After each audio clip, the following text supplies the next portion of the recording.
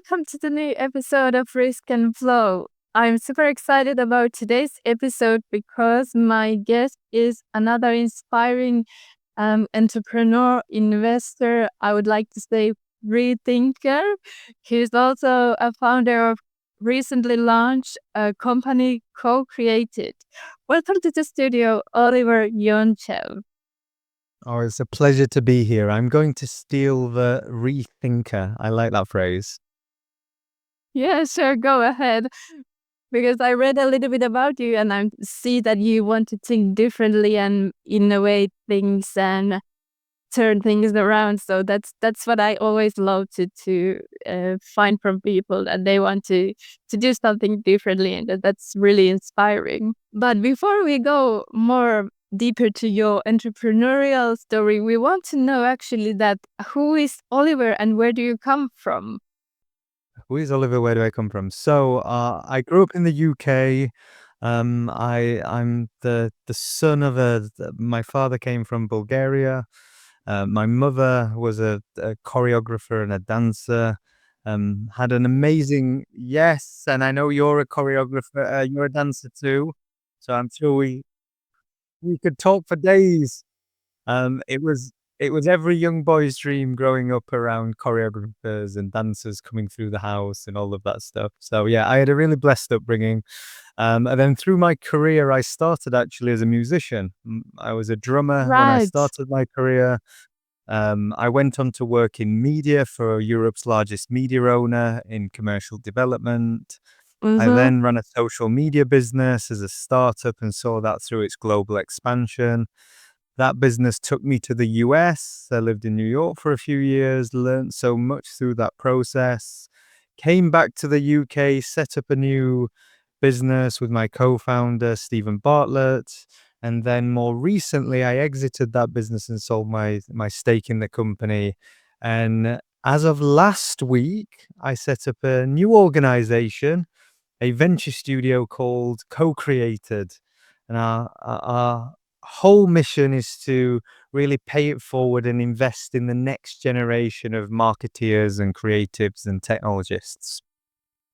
That sounds super exciting, and I don't know which is more exciting, that your mother is a dance teacher, or all the exciting things in your career. But if we just like before we go to there, if we just take a little bit from your childhood, that was it that you were in an artistic environment, creativity, and all that you just described?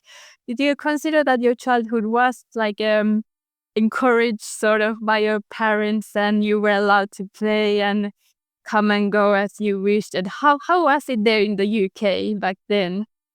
Yeah, so where I grew up was a very sort of traditional mining town, very working class, quite a poor place.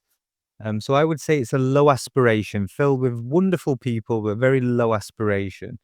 What I had in my household was I had an older brother, and as a young man, you're always competing. I'm trying to emulate. I admire my older brother. He was better than me at everything. So you're always competing, fighting, competing, those things. And then from my parents, they always encouraged me to try things. So I played a lot of football, sport, boxing. I did drum lessons. I learned to play drums. I did acting, you name it. My parents were always encouraging me to try things. Mm. And as I reflect back, you just pursue what you enjoy and you continue to do things because you like to do them. But I reflect on that period and go, I had an opportunity to steal a piece of all these different experiences. Mm-hmm. Undoubtedly, they gave me advantages and helped maybe shape the career that I went on to or are having right now. That sounds amazing that you just go out there and try different things, and then you pick those pieces from here and there that really push you up where you now. You mentioned you started with the music. Did you say like that? Like you were a musician back at first? Yes, I say I'm a failed indie rocker. I was a drummer. I had a band with my brother. We were moderately successful. We had a record deal. We got to tour around Europe and do some fun things. And it was a really interesting time because I think when you're 16 years old, you feel like you're making very big decisions in your life. There's this social pressure to have all the answers. Am I going to pursue academics? Am I going to go work? Am I going to chase a dream? Social media wasn't really a prevalent thing. There was MySpace back then, I Facebook. remember that. Yeah, it was MySpace, it was Bebo, it was YouTube. So you didn't kind of have the same experiences that I imagine younger people growing up through adolescence have today. But yeah, I did that for about 4 years, a wonderful 4 years. And yeah, I had some amazing memories. That sounds great. And also you told that the place where you grew, it was like a little bit low aspiration, inspiration. But when did you stay there for whole of your like a teenager study years, or did you need to perhaps move somewhere else in the UK to pursue your studies? So I didn't go too far to pursue my studies. So I did my music, which I was fortunate to travel around a lot as a result of that. So I got to experience different places. When I went to university, I actually stayed locally, so I didn't travel too far. When I went into university and I studied music, after finishing my musical endeavors, it's kind of I defaulted to what I knew, which was music. When I went on to do my professional endeavors, I didn't go too far. I joined a graduate program. So as much as uh, as much as I say the area was low aspiration, there was still opportunity. It wasn't. I actually moved basically from my hometown directly to New York in my sort of later 20s. So I went from very Right. small town to going to the chaos and the mecca that is New York. So that was a bit jarring at first to make that adjustment, but probably one of the most rewarding, fulfilling experiences was throwing myself into a different culture and a different country and all of those things. Yeah, that's interesting. As many people I've talked with, they have these experiences to go outside of the comfort zone to the other country, explore the studies, their career. So, and it sometimes might be quite risky if you are young age, you go alone maybe. So what do you think? It was something that you consider it was a risk to go to New York, which is a huge city? In the UK, well, UK is a big country and there's London and all that. But what do you consider? Was it a risk for you back then? It felt like it, certainly. Every kind of risk is always subjective. And the interesting thing about risk, when you take them, you build a tolerance for them. You become conditioned and I do a lot of public speaking. I've probably over the last decade spoke, hundreds and hundreds of times on stages. The first time you do that feels the biggest risk in the world, the risk of embarrassment. But one of the ones that I would say is, on the back end of moving country, I think it really, really it raised my aspirations on one hand. It made me have a healthier relationship with risk. And it also created a mindset where I understood that I'm not bound by my location. You have the option, not everybody, but there is usually a path to go experience different. So it's definitely something I hugely advocate for any person going through their career at some point to live in an unfamiliar place. And that doesn't have to be big cities if that's not your thing. But the wonderful thing about the world of work today, there are so many remote opportunities. Some of the constructs that kept people bonded to a single place, they're no longer there. And I think that's a wonderful Mm. opportunity. Yeah, that sounds wonderful, and it's always like as you mentioned, the aspiring thing to go Mhm. and uh, get the information outside that maybe you never thought things in the other country they are thinking, and all these new idea and excitement that you get from those experiences. How long did you actually stay in the New York then?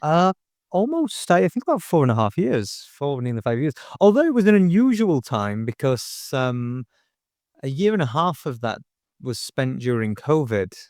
And New York was very interesting during COVID because naturally big mecca city filled with uncertainty, people piled on top of each other. It was one of the first places that really shut down and Mhm. went, an immediate restriction. However, within I think about 4 or 5 months of the pandemic really gaining traction, New York started to open up and they opened up like restaurants in the street with reduced capacity. So it had Yeah. this kind of unusual European vibe that you could go down the street.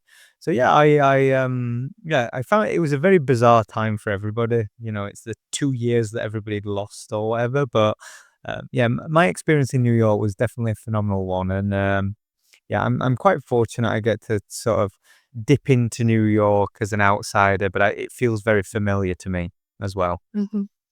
Yeah, I can relate to those experiences. I was in Spain where the lockdowns and all was always quite they hit Okay. hard, so They were very the strict, right? It was very restrictive, yeah. yeah, yeah, they were like, just to mention one, there was like a time slots for by ages when you can just go and make some walking exercises or anything like that. So it was always whirlwind, yeah. But anyway, talking about risk and reflecting a little bit back for your parents that were creative, dancing, and you said that you do a lot of public speaking and all that. Mm. Do you see there's a relation that even though it's a risk, as you mentioned, to go on stage, but have you like get those abilities from your childhood, from your mother to be like in front of people and make a show or something like that? Yeah, look, I think you are a byproduct of your environment. It's the nature versus nurture debate, and my mum was a performer, so I was always around that, and I'm sure it had an influence on me. In terms of then kind of most of my time, younger time was spent doing kind of sports. So you're always kind of losing, doing uncomfortable things, doing difficult things. And I think when I got into a career, it was just, I was conditioned to just try things. By this point, there wasn't an apprehension. Even if I didn't want to do something, it was the price of entry. I had this feeling that I had to take the risk, I had to move. But I will say, with all of that said, I've had quite an interesting relationship with risk specifically. Mhm. Even that I've had quite an entrepreneurial sort of career and I've done certain professional endeavors, it hasn't become, it wasn't natural to me to dive in. I would try new things. That was very natural to me, but to move country, to leave my family, those types of things felt very difficult. So to start a business, most people speak, the average entrepreneur or business founder is 42. We have this preconception that it's young people. It usually takes time to build the confidence to know what you want to do. And I probably started my thorough entrepreneurial endeavors in my late 20s. You could argue being a musician is kind of entrepreneurial, but yeah, for a long time, I didn't seemingly take as many risks as I probably should have. But it was balanced because I had a healthy relationship with trying new things. Mm. And that's a good point that also to admit like I'm not maybe being the risk taker, but maybe it's the courage to just do those things that maybe you have some doubts, maybe you're not sure, but you just take those decisions. 100%. You build up some self-evidence.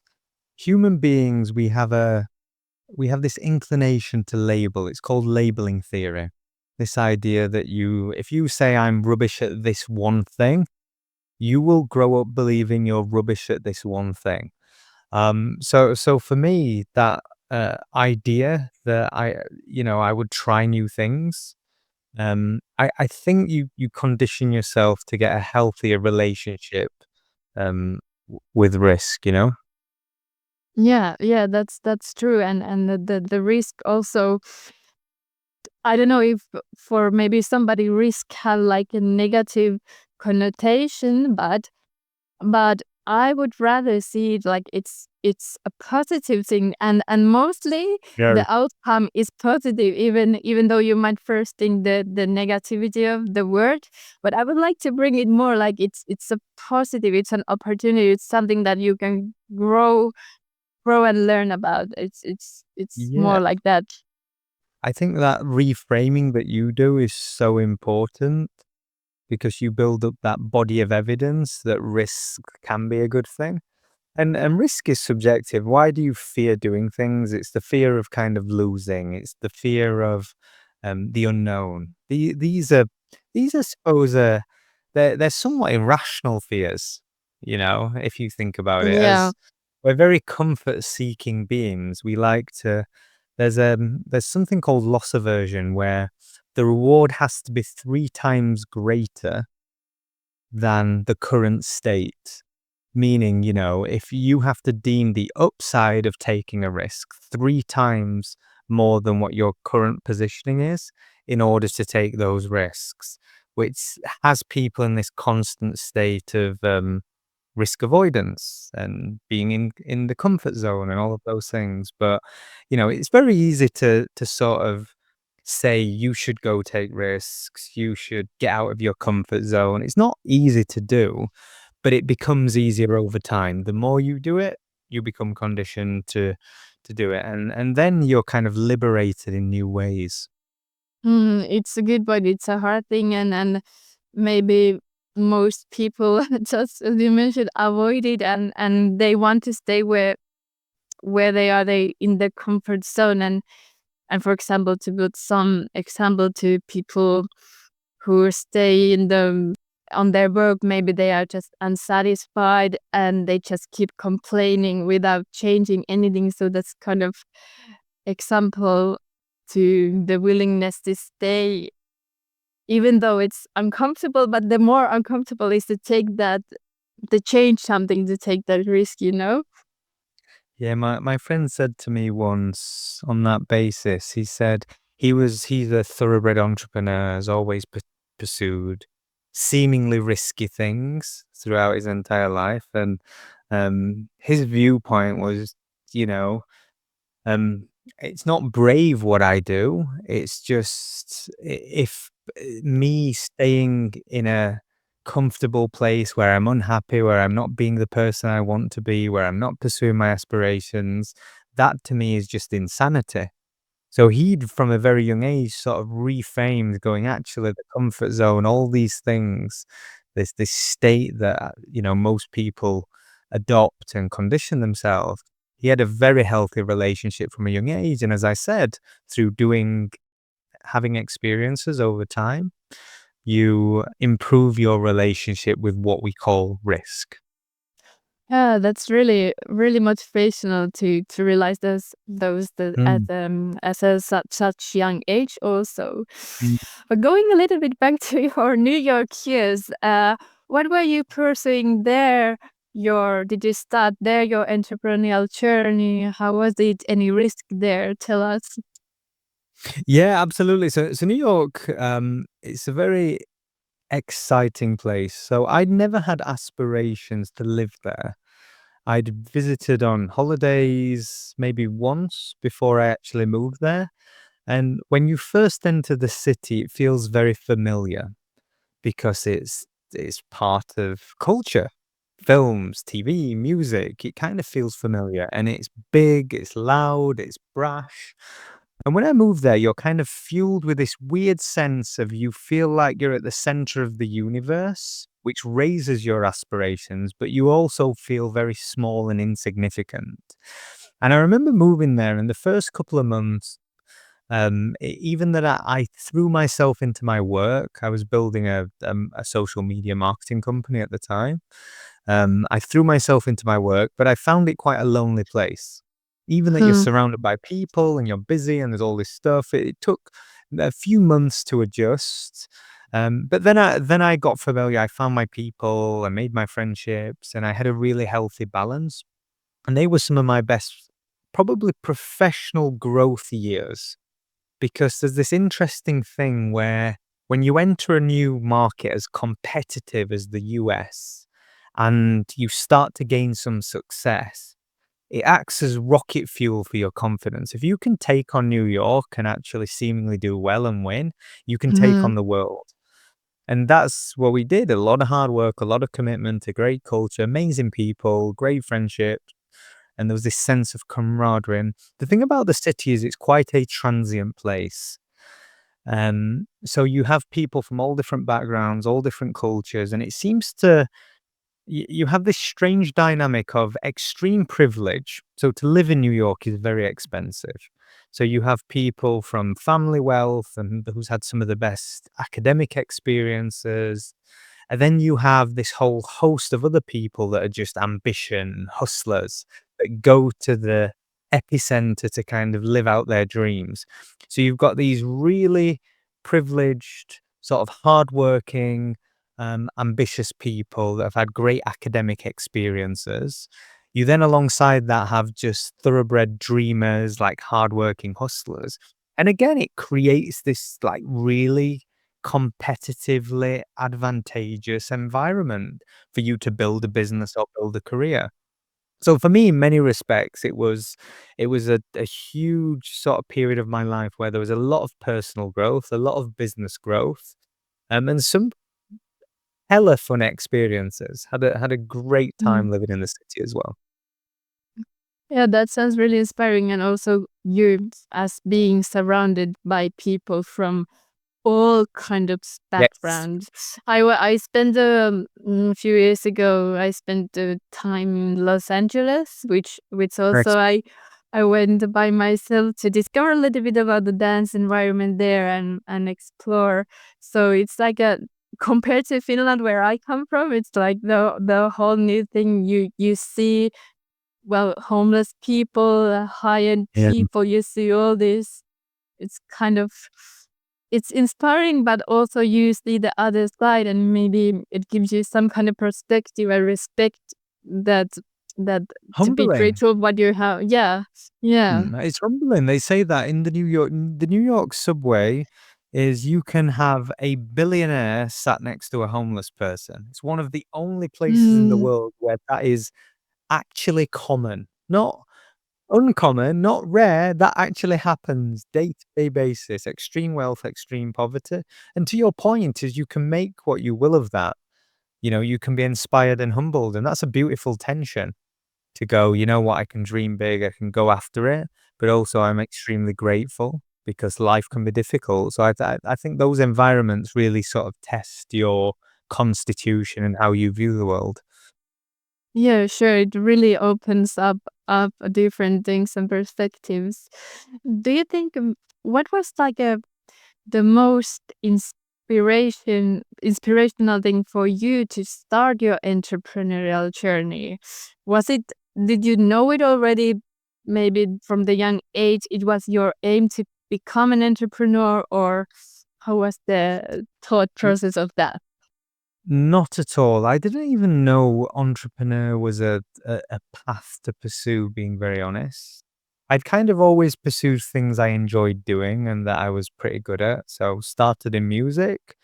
When my music career finished, I went on to study music, and part of my modules were marketing and promotion. So this introduced me to the world of marketing. I started to find a lot of a passion for the craft of understanding people. That's what marketing fundamentally is understanding people and figuring out how to connect with them in creative ways. So I thought, oh, this is really interesting. My segue into a professional endeavor was a large media owner.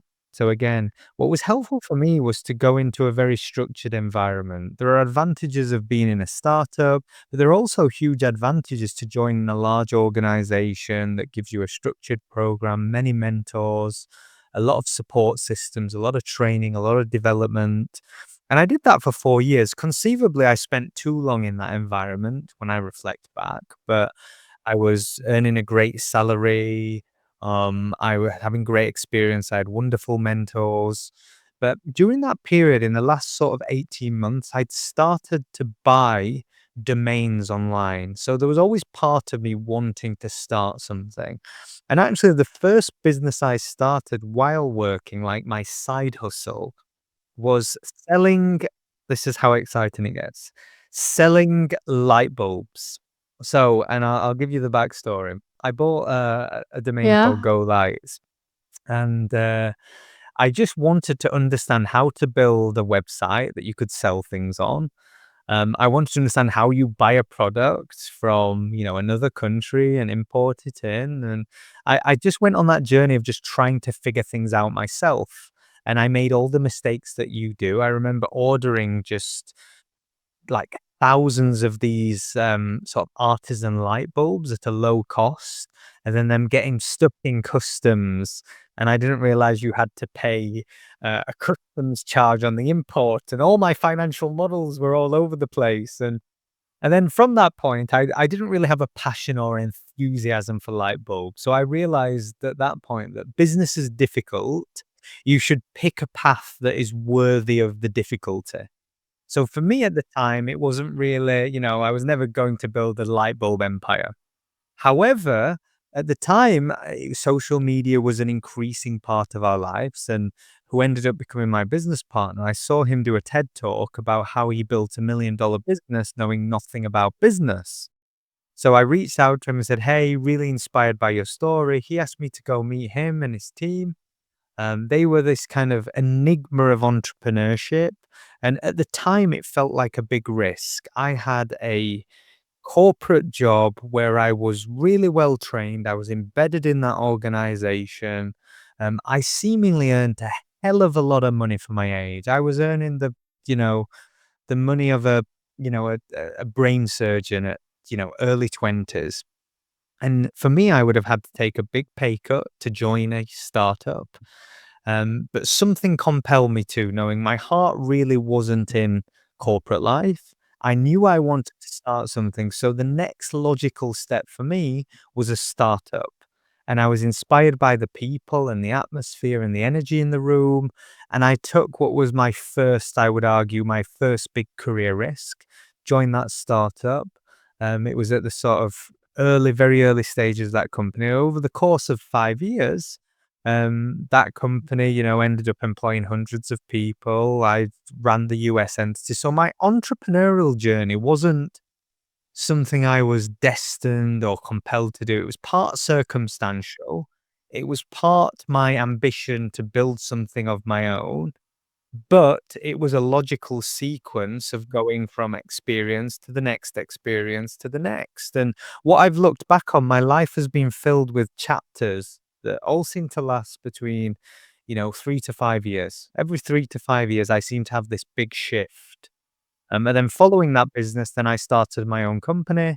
And I'd almost been in entrepreneur school because at this point I'd been through mergers, I'd been through a public listing, I'd built a business from scratch in the US. I had all these experiences that really prepared me in a meaningful way for when we started Flight Story. So um, for me, my journey wasn't as obvious or as cliche as some. I didn't, drop out of university and start building companies. Mine took a little bit more time, but yeah, I imagine a lot of people that have the aspiration. It's nice to see that there isn't just one singular path. There are many paths you can walk.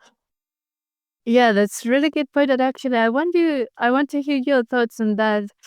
That, as you mentioned, you grow in that environment. You learned a lot while being involved in those businesses and startups, and compared to just maybe get the formal education, compared to that so to say learning while doing. Do you have any opinion that as you mentioned, there's many ways to come become an entrepreneur, but do you see any pros and cons on those two sides, or can you compare them? What's on your thought on that? I don't think there are any substitutes for lived experiences. meaning going through, there is no academia that will truly prepare you for business, where your world crumbles from day to day. You have meteoric highs and meteoric lows. It really tests your constitution, your resilience. It's very difficult. It's very difficult when, there's been moments in the career where, you've got hundreds of staff and you're running out of money in the bank and you have to figure out a solution. There are times where there are people that you really deeply care about and you have to make tough decisions, maybe to end their employment. There are other times where, people you are close to, you find out information that's quite alarming. There's just so many. You have security breaches. We've had hacks. We've had so many things happen. There aren't any experiences that can teach you how to deal with those things apart from lived experiences. However, I do believe there is this social pressure to go from, there's an impatience in society right now to go from zero to building a big business. And I think we need to manage expectations. For me, the path I walked was one of structure. I spent 5 years in a corporate career. I spent 5 years in a startup, and I'm 5 years running my own businesses and now going into my next phase of now investing and helping others build their businesses. So they're really like logical sequencing. I would argue that I maybe spent a little too long in some aspects of that career where my growth had stagnated. But there isn't this one path for everyone, but there are things you will only ever learn by doing. So I think those two things, that's the way I tend to view that relationship. Yeah, yeah, that's really truly interesting. And I actually recently, or a bit while ago, I read some tiny article about some professor, and now actually I can't get the name to my mind.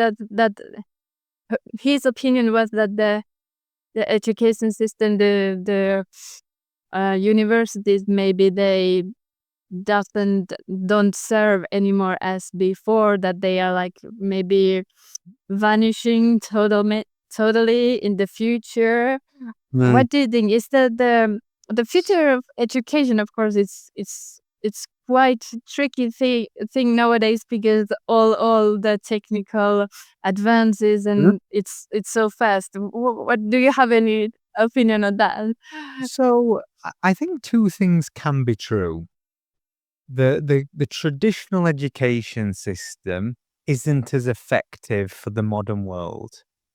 The world changes at such a pace that there isn't a set of modules that you can learn that can prepare you for many of the things that you face.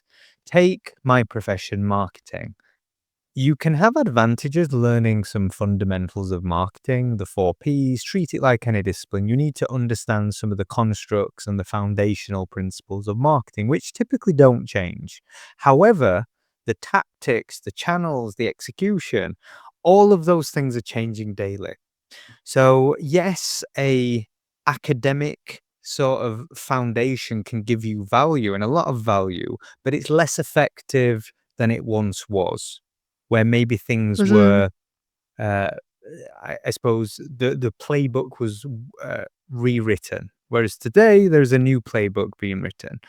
Equally, I will say for most people, going to university or further education is the first opportunity they have to experience independence, away maybe from their social circle, their family. It's the time that they get a chance to maybe reinvent themselves if they had, in their natural growth, if they had maybe challenges at school and things of that nature. So for me, the idea of moving away and taking on an academic challenge, I think that's a wonderful thing. And I think it's the step a lot of people need to take in order to propel them forward. The problem is the cost. If you said to me, is university worth the fees and the cost? Absolutely not for the vast majority of people. It is not worth the fee Yeah. structure. So my view, education is a lifelong pursuit. It's not something that you should do in this short time frame from being a child to your later adolescence. I think education is something you do through your entire life. and it shouldn't just stop there. So I think we have to have a healthy relationship with the art of learning and education. The institutions, there are many flaws, and it's a complex problem to try and solve. But what I take encouragement from is the fact that I have humanities knowledge at my fingertips. I can go onto YouTube and learn anything and everything. I can join a community of like-minded people that share my experiences, share my wants, needs, and desires, and we can learn together. I can go onto an AI chatbot and have a co-pilot help me, aid me in any question I have on any single endeavor. So these things are actually wonderful if you have the right mindset and relationship Mhm. with learning. Mhm. That's really interesting reflection, and really took me to think that, of course, the university, I think it's a good thing, and maybe for or many people it's the only opportunity maybe to advance in their life and expand their horizon, because as I'm talking on my perspective. Maybe I come from Europe, from Finland, which the education system is considered really good. It's free Mhm. until almost free until the university. You don't really have to pay any tuitions, Amazing. many tens of thousands of euros. So I think maybe sometimes. I imagine your relationship is much healthier because of that lived experience. It's a real privilege to have, the idea that you can experience that. But from America through to the UK, the costs Mm, for a lot of young people mm. is just not worth it. Yeah, and what I want to say, it's like it's sort of, maybe it's so easy to go into university and pursue all the studies that maybe you just take it maybe a little bit granted, and maybe I think in Finland our mindset is not entrepreneurial or Mm. innovative, because you just go those steps and you sort of It's expected of you and it's it's kind of yeah. And granted. Okay, I it's get it. they Yeah. don't offer you maybe like think outside the box. Of course, I'm not talking beside of all of Finnish people, but like the mentality maybe in some point could be like, hey, a little bit like not that as humans that your different perspective when you have those experiences and a different perspective. So it's different and Yeah, well, interesting. the one thing is the wonderful thing about people is we're all different.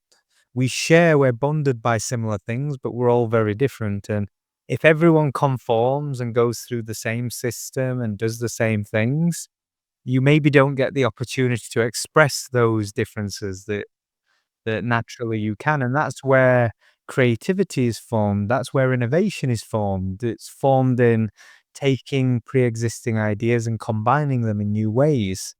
And actually, in a more traditional conformative system Mm. like the education system as it currently is, you maybe miss some of that, right? So yeah, I understand. I understand there are limitations.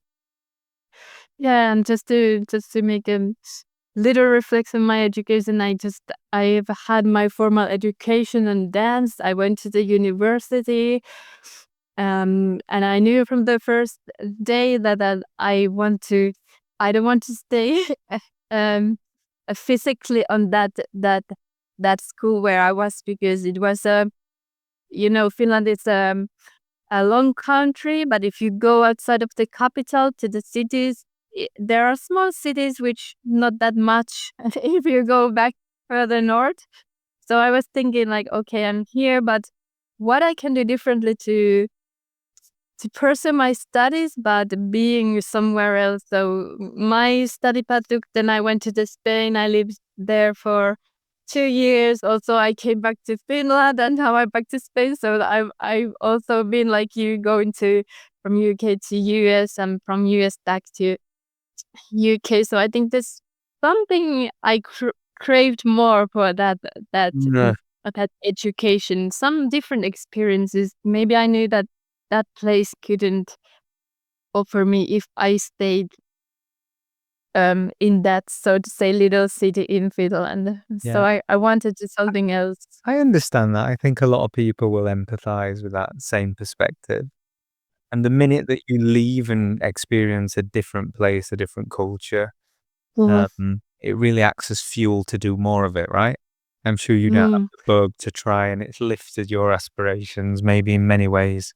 Yeah, it's an interesting topic, the education, but as you mentioned, you've been doing the corporate and startup paths and have a lot of experiences. What do you think? What would you say is the biggest risk you have taken during this your career path? It's a really interesting question. It feels to me like asking me my favorite song or my favorite film. I don't feel like I've taken, because risk is subjective. I don't think I've done anything Mhm. that's overtly brave or um, crazy risky. I've done many things from maybe a younger age. I'll tell you one little anecdote. Before I went into, or when I first started my university studies, you get a loan. And I took that loan and I put it on the stock market. That was on reflection, it ended up being a good decision, but that was a silly move. You effectively put your money into investments, a loan. That is not something you should do or don't do. So I've kind of always had, but that to me was never risky. But some people would look at that and go, "Wow, that's crazy. That's silly." So I always have this relationship with risk is subjective. What I would say is the biggest risk I took that gave me the most reward was moving country. That did at the time feel like a risk because you are giving up a lot, your network, your family, your friends, and it's not that they disappear. Um, but that was seemingly a big risk where I had a hell of a lot of personal growth off the back of it. So I'm very grateful for that particular experience. So if I was to hone one, but there are probably many small ones along the way. That's a good answer, and what it makes me creating this image in my head that like a hurricane, but because I think the inside the hurricane it's peace, but around it is sort of um, disaster and storm. So if you think the risks, I think when you are in it and taking the risk, you are not thinking I'm brave, I'm taking a risk, but the people around you is like you are crazy, don't do that because this and then, you know. Yeah, 100%. You're right. It's perspective. It's the perspective that you're looking at any given scenario. Yeah, I get that. Yeah, and it's sometimes the people around you outside of your maybe the closest ones, they are those who want to say what to do and what not to do, you know. They want to maybe put their strong opinion that, oh my god, that's a risky decision, please please don't do that. Yeah, of course. And look, usually they do that. Either they're projecting their own inhibitions on you, or they just really care. You know, if you care about someone, you don't seemingly want them to make mistakes or do something they may regret. So I think naturally you will get that resistance. But I think you should be guided by your aspirations. And I will speak. This is not the same for everyone, but every time I felt like I was at a cliff edge, taking a big risk, I look back, it never was. It propelled my life forward in a positive way in so many respects. Not every time, but pretty much. Um, there is a saying I love. What is it? It's usually never as good as you think it's going to be, and it's almost certainly never as bad. And Mm. that's the truth. Sure. There's Yeah, something about sure. balance that's really important. Hmm. Yeah, talking about balance, being an entrepreneur, it's like a balancing, and there's up and down. So Mm. it's easy to tell all of your success stories and wins, but what about the opposite side? Have you experienced any um, unsuccessful things maybe failed sometime? Oh, How do you see that? all the time. I have a very healthy relationship with failure. Because failure, like you talk about risk, I think it's important that you reframe failure. Failure is simply trying. And if I said to you, someone tries a lot, you would go, that's great. What a great positive interaction. So I personally have a very healthy relationship with failure. Look, in business, you take losses all the time. We we've been in the client servicing business for a long time, so you're always losing partners, you're losing talent, people that you work with. You're consistently facing hardships, doing difficult things. You're in sprints of growth and great things happening to you, and then the next day there's a tectonic shift and lots of bad things happen. As I said, a lot of these things you can't predict either, and you become comfortable not being able to predict them. I'll tell you one anecdote to bring this to life. So, in my last business, we'd just gone through one of the most meaningful 3 months of the company. We bring everyone together.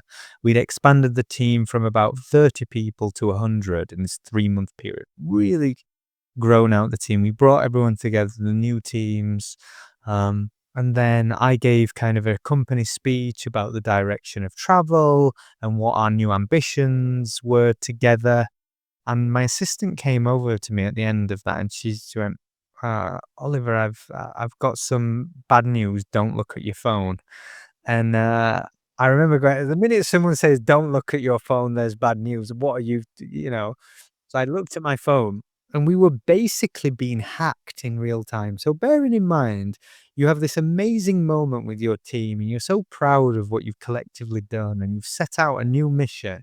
And the minute you stop talking or while you're talking, your company is being hacked, a cyber attack at scale, and we don't know why. We're like ringing our IT consultants and our outsourced IT to try and figure out. We don't know if our bank accounts have been breached. Like all of these things were happening at once. So that is just very symbolic of what can happen. I didn't wake up that day thinking, "Oh, we're going to have a cyber attack." Like that's not something you plan for. But it happens. That's the truth. So uh, Mm, I could recount probably hundreds of stories like that over the last 15 years. But just no business is uncertain. So that's why I say it's important you pursue a very worthy mm, mission and do it with mm. people you like. That's really important too. That's really interesting story as related to the cyber security because my other half is working on those topics, so I'm always You hear about enthusiastic it. to Yeah, you've probably heard. know how the people do and how they do the phishing attacks, hacking the all the information, bank accounts, and I'm like, okay, tell me a bit more." So it's really interesting. It's a side note, but the thing you mentioned about the failure is like you have such a mature approach for that. I wonder if it's the same thing as you mentioned with the risk. You weren't maybe a risk taker, but you learned to take those. So, what about the failure? Were you maybe before seeing failure differently, or have you always been such a mature in front of the failure? You know what? I have to assume it's from doing sport. You're always losing in sport. Like you don't win all the time. You hopefully win more than you lose. There's a really interesting statistic from Roger Federer, arguably the greatest tennis player of all time, and his win ratio was he has won basically 52 or 56% of all the points he played. To put that into context, the greatest player who ever lived lost nearly as many points as he won. And he's endless, countless numbers of championships, etc. And the real lesson in that is generally you have to, if you want to be an elite winner in whatever your professional endeavors are, whatever your ambitions are, you're going to take a lot of losses. So you don't have a choice but get comfortable taking the losses and responding well. And the idea that you don't lose, you only learn lessons. You either when you lose, you either win or you get a lesson. That's the Mm. truth. So That's true, and I actually seen that photo of the the bal comparison of those. Yeah, yeah, it's yeah, just like a. it brings it to life when you go, the GOAT of that sport, the 0.0000001% of tennis athlete only marginally wins more than he loses, and you go, Mhm. there's something beautiful and poetic about that, you know? And it's interesting you bring up the theme of sports as the sports as in dance. You fail all the time if you go audition, if you want to practice a new trick or even just a simple thing. You never are perfect. You fail all the time, and the sports thing is the dancing. Especially with you as your mother is a dance teacher. I would love to talk a lot, but maybe that's a different episode. But I have um few more questions for you at the as we go at the end of the episode. You mentioned you were a CEO with a flight story group with your uh friend Steven Bartlett, and then you exited last year. Was that correct? From that. A few months ago this year, but yes, yeah, Oh, this yeah. yeah. Okay, it's just so recent. Yeah, and then you just jump straight away to establishing your own new company. So tell me a little about this new adventure of yours with the Co-Created. What it is and what do you aim to do? Yeah, so Co-Created is born out of a couple of principles. So number one, I've spent 15 years in media and marketing, and I've been a benefactor of big shifts in the industry, notably social media becoming increasingly important in the world. And I now see and envisage another meteoric shift with generative AI and how that will advance and augment and change the way the industry operates, from how teams are designed, how companies are grown, through to how we execute our marketing efforts. So I think technology is going to augment more and more of what we do.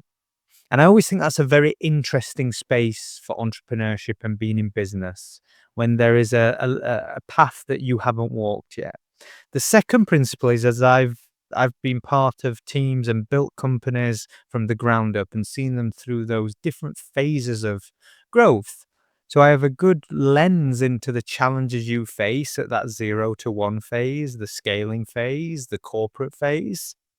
And part of me goes, I can create a lot of value by paying that forward and helping others walk a similar path.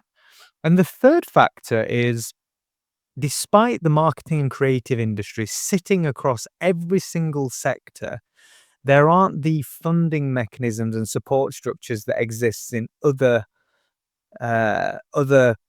endeavors. If you said to me you were going to war, you wanted to start a SaaS company that did X, Y, and Z, there would be a well-walked path, and there would be many funding mechanisms, and there would be programs that you could join and Mhm. support that you could get. If you said to me, I have an idea for a new type of marketing solution or a marketing agency, there wouldn't be that level of support there for you, or there wouldn't be a program you could go on. So my view is, I wanted to bring that together with some of the best people I work with, my partners and co-founders in this. We've come together, and our thesis is really simple. We're investing in marketing and creative talent to bring their ideas to life. So we work with them, we provide capital, we provide support, we bring in the advisory team, and we co-author and co-create the company with them. And we've made 2 investments to date before we launched. We will do about 4 to 5 every 6 months. And in part, I'm really encouraged to A, pay it forward and support people at the start of their entrepreneurial journeys and give them the support that A, they need, but B, stack the odds in their favor. And the second part of it is, I've always loved those early stages of organizations when things are uncertain and you don't know where the white space is or what the proposition's going to be. And if I could create a vehicle where I get to do that over and over and over again, that to me was a very worthy mission. So yeah, Co-Created, we're day zero. We only launched last week, but we have big ambitions. So if anyone anywhere in the world has an idea, it doesn't have to be fully formed, but they believe for a marketing, a technology, or a media company, we want to hear about it. We might like it as Mm. well. That sounds really exciting and innovative. And as I mentioned in the beginning, that you are like a rethinking things out and bringing those opportunities for new ideas and startups, and that's really nice. You give your support on that aspect. Um, as it just recently launched, I would ask you, what is your biggest risk for for during now in your company? Maybe it's yet to come, but maybe what are your future hopes and aspirations and maybe Mm. fears considering this Yeah, journey? my biggest risk right now is not failing or backing the wrong founder. I think the biggest risk right now for us is opportunity cost. I think we have to be really intentional. The fascinating thing, we launched last week and we had a lot of applications, and now the hard work starts. So we have to do the due diligence, we have to assess, we have to understand the companies that we can be most value additive to. There are something we can add a lot of value to certain type of companies or a little bit of value to others. So I think we're very early in forming our investment thesis. Um, so yeah, our biggest risk is probably opportunity cost. It's never going to be failing because we're now in the business of risk. Our entire, Sure. thesis is we're taking risks on other people and putting our time, energy, and resources into helping them build a company. So, yeah, that I'd say that's probably my biggest risk, but it's one I'm excited to take on. I don't see it as a risk. Mm. Yeah, that's interesting. And if I go a little bit further than that, do you see the risk only maybe in the company side, but is it also related on your maybe personal life? Do they relate, or do you see them as a separate things? How Um, do you see that? so my professional endeavors consume all my personal life or a lot of it. There is a if you have your actions have to match your ambitions, and with Co-Created, we're very ambitious. However, I am extremely privileged to get to wake up and do the things I enjoy doing, do the things I believe I'm good at, and do it with people that I really like. So for all of those factors, I can't complain. I really can't. Yeah, really. Yeah, that's so true. Okay, hey, one last question for you, Oliver, today. Considering your journey from UK to New York, back to UK, exiting, you founding your own company, and all these risks you have taken during these years, do you think they were worth it? Absolutely. Yes. Yes. I wouldn't. Of course, you look back on your life and go, I maybe would have done that differently, or I would have made that choice sooner, etc., etc. However, I'm very grateful for every experience I've had. So, every risk I've taken was worth it. So, if there is something that is intimidating you, scaring you, you're not certain, that's a good feeling. That's something you should embrace. Ah, that's a great answer to finish this episode. And obviously, the conversation could go on maybe another hour, but maybe finish today to this. And I would love to invite you again to hear the news about how your new journey has evolved and what you are doing. So Yeah, I absolutely. say a huge thank you, Oliver, joining me today and have this conversation with me. Thank you. No, pleasure. I really enjoyed it. Thank you. Thank you, all the listeners and viewers, and we see you again with the next episode. Bye bye.